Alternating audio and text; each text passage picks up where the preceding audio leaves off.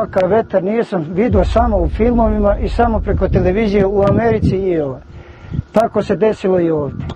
Ovo je nezapamćeno. Samo sam čuo ovdje kako pucaju crepovi i kako pucaju neka huka i buka se čula odvud. Mi smo se okrenuli.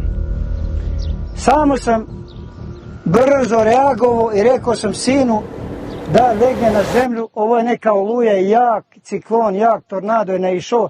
Samo leži na zemlju.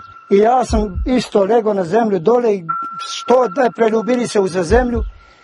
Onda je počelo pravi ciklon je udar bio otud. Sve je nosio crepove, padali su oko nas drva, crepovi, vođac, stakla. Kad je ovdje bila prikolica, evo ovaj panj ovdje je bila ruda, tamo je ostalo je ovaj saš krajice. Mi smo, znači, kako smo bili ovdje na zemlju, spustili se, ona je, došlo je ciklon i ovaj tornado je ugrabio ovdje preko nas je poletela ova prikolica, tako je neka uzduha ubacila je u i tamo je bacila 10 metara. Odjednom je to neki oblak crn bio naišao, evo tu ja sam baš dole bio, terali bale, međutim moj sin, on je čuo to da od nekud kaže da je šta je pulu bilo, mu ne veri njemu puru.